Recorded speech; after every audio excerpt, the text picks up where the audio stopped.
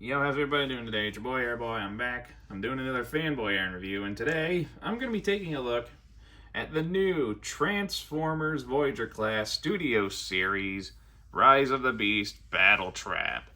And before we look at the boy himself, let's take a look at his box. Here, in the front of the box, his magnificence. Honestly, probably my favorite character design so far. I'm hoping to get Scourge too, but honestly, I think his design is significantly better. And when I say his, I mean him. Oh, anyway, back of the box, product shots. Nothing worth mentioning at the top or bottom. This side of the box, the same artwork. And that pretty much does it for the box for now. And here we have Battletrap in his truck mode. Some 80s GMC tow maintenance truck. I don't know the purpose of this truck. Anyway, he's done in an orange and gray color scheme. Or, it's more like, but yeah, it's a dark gray. I thought it was gunmetal for a sec, but no, it's a dark gray. You can see it looks honestly pretty good. It's not a bad looking vehicle mode altogether. I do have little nitpicks about it, like the robot mode hands just sticking out here, and yeah, the robot mode feet kind of hanging off at the bottom. But you know, I've seen way worse as far as like part management. All in all, it's not a bad vehicle mode. Got some silver painted headlights. I like the engine bit poking up at the top here. That's very nice. Even got some horns that are painted. Very nice transparent light bar. All in all, I like how this thing looks. He rolls fairly well. And for comparison, here he is next to...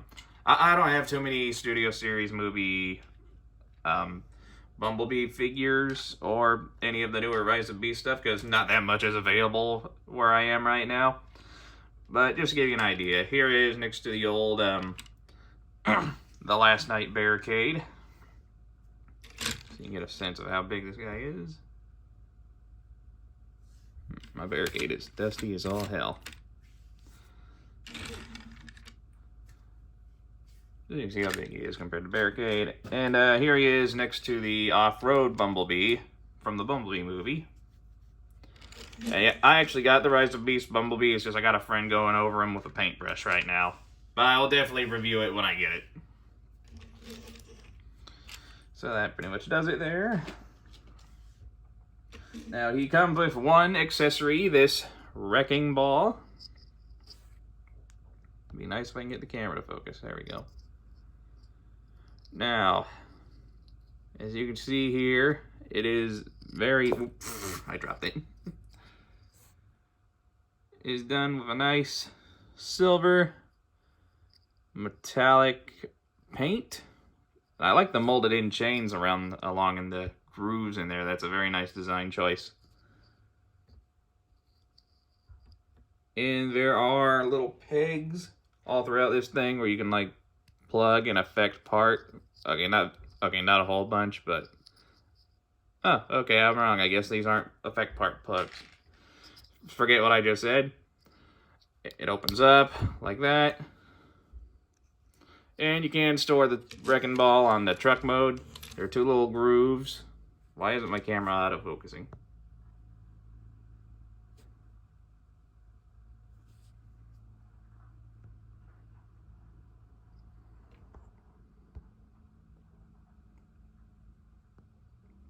This piece of crap. Okay.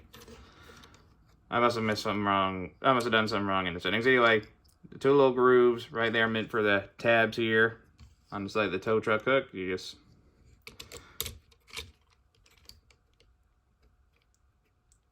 peg it up. You just peg it on. You peg it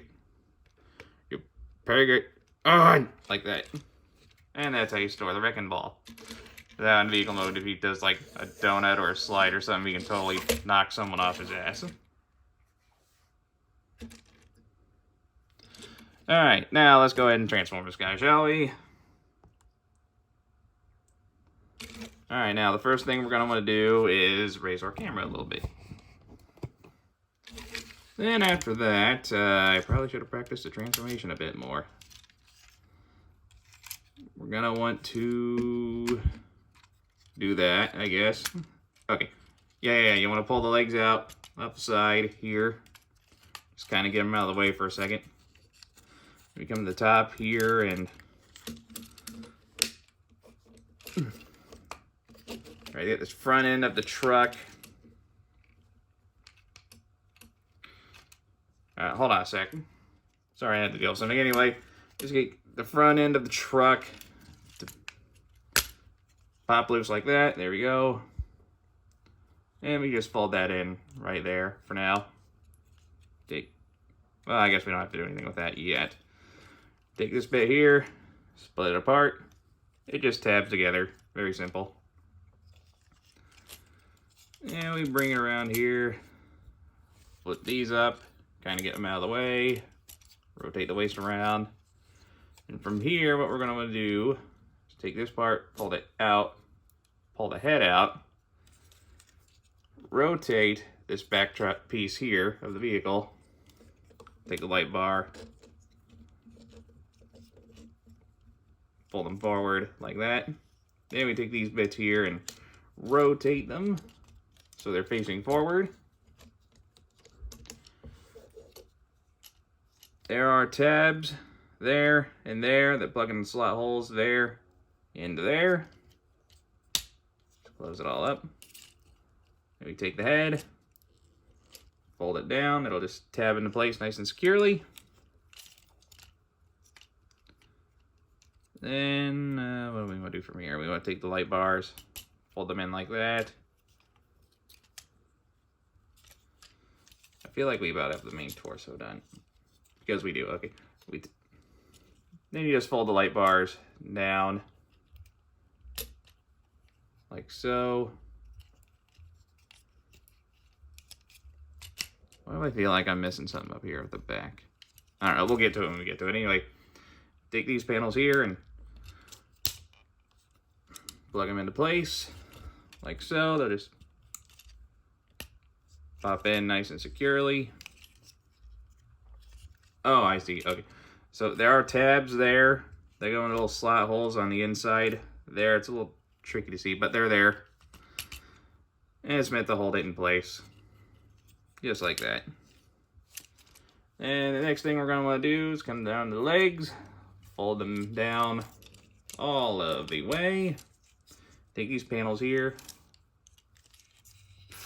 And forget that because we gotta take these panels here and rotate them around, like so.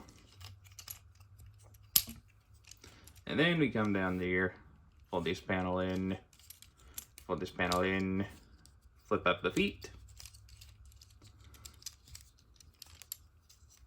Oh, I feel like I'm forgetting something here with the legs.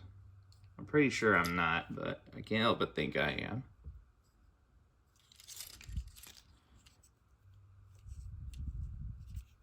No, I'm doing it right. Okay. Just my brain playing tricks on me. Anyway, come up to the arms here. Take these shoulder bits here. I'll raise the camera a little bit first. They will. You're not supposed to do anything with those parts. You're just supposed to take the parts behind them and rotate them up. I'm being dumb. Really nice spiky detail. Then next we come to these bits here on the arm, rotate them around, fold them in like that. Around, fold them in, and really you can position these things however you want. Me personally, I like to bend them and put them at a bit of an angle like that. And I believe we are done. Yes, here we have Battletrap in his robot mode, and yeah, this thing looks pretty freaking sick. Like, I do absolutely adore this figure and love how it came out. Just look at that stature. Truly one of the better Studio Series figures we have gotten in a hot minute. Let me bring him in here close so we can get a good look at our new Terracon. As you can see, he's got a very, very nice head sculpt. I absolutely love the look of that head sculpt. I'm pretty sure that's the same shape as the Terracon symbol that they're using. I'm not 100% on that. I could be wrong. Either way, it's a very good looking head sculpt, and I can't wait to see how he is in the movie. At the time of this review, the movie's still got like a month or two to go. And yeah, the kibble management for the vehicle isn't too bad either. Like, there is a bit of a backpack, but you know, it's not too bad. Like, the only parts that really bother me are these things on his arm. But you know, not the end of the world. Just keep going down along here, showing out that detailed bit of silver paint there on the legs. All in all, a very enjoyable transformation. And a very good looking robot. Oh, for articulation, the head's on a ball joint. You can look up that far, down about that far. You can rotate it all the way around. I'm just not going to. The arms can do full rotation. They can go out that far. You can kind of move these shoulder panels a bit if you want to. There is bicep rotation. Just a little over 90 degrees for the elbow bend. Nothing at the wrist, unfortunately. But, you know, not every figure's perfect. I can't help but feel that I don't have something right here. I'm probably wrong. I probably do have something wrong, but I'm just overthinking things, probably. Anyway, waist rotation, but the backpack does get in the way a little bit. Legs can kick up that high. They can kick back about that far before the backpack starts getting in the way. He can do the full splits. He has thigh rotation. A pretty decent bend there at the knee. Oh, that's probably one other gripe I have with this figure. The backpack does like to come undone fairly easily. At least on my copy. You can use the transformation joint for articulation if you need to. Make it look like he's got a broken leg. And the feet can go down. Not really up. But you do get some decent ankle tilt. So you can get this guy into some pretty dynamic poses, despite some restrictions with the articulation. Like, it does not take this much to get this guy looking pretty wicked cool. And of course, if you want to, you can give him his mace. You can store it on the robot mode. The idea is, fold it open, and this little tab here on the peg, it's meant to plug in a little slot hole here. However, on mine, it's not that effective. Like, I really gotta force it in order to get it to stay in, and I don't like doing that on transparent plastic. I could be doing it wrong, but as far as I know, this is how you're supposed to do it. And yeah, now I can't get it to work at all. So, you know, it doesn't matter because I'm going to be displaying him holding the weapon, and you can just slide that into his hand like so. And do I have it in there all the way? Yeah, I do. Okay. Just close it up, and there we go. And his hand is turned into a wrecking ball. And I love Transformers weapons like that. I love it when they integrate the weapons in a way that make it look like their limbs turned into the weapon. I've always loved that. But I've noticed on the box, his weapon has this chain. So I'm hoping maybe a third-party company will whip up a chain or something we can give to this weapon.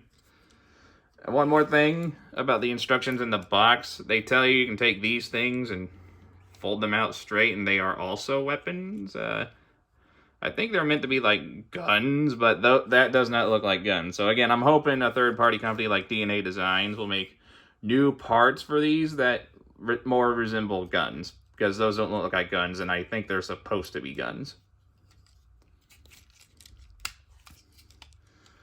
So yeah, that basically does it for the robot mode. Just let me straighten them up here a little bit, and we'll get into the comparisons. All right, for comparison, here he is next to Barricade from the last night. Yeah, he's a bit taller than Barricade, as he should be. He's a Voyager class figure. Here he is next to Off-Road Bumblebee. And to my understanding, the new Bumblebee isn't that much different in terms of size, so you got your rough idea of how big the new Bumblebee is compared to this guy. Alright, I think that just about settles it. Now, oh, one more thing I gotta show off. I always forget this. In fact, I'm pretty sure I forgot the last few Studio Series figures I did. The box insert comes with a background. You can display them on if you want. Personally, I don't have the shelf space and I don't care. But if you want to, you can display them like that. And the background is somewhere in Rome, I think. I don't know, there's some kind of ruin behind them. I don't know what the significance to that is. We'll find out when the movie comes.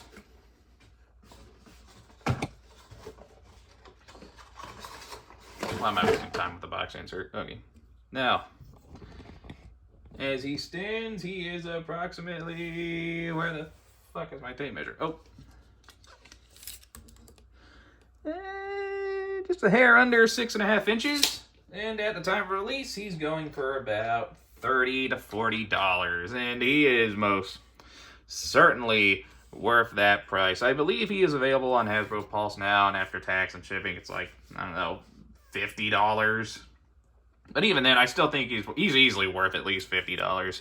If you can find him for $50 or less, I highly recommend grabbing him. He is a very well done figure.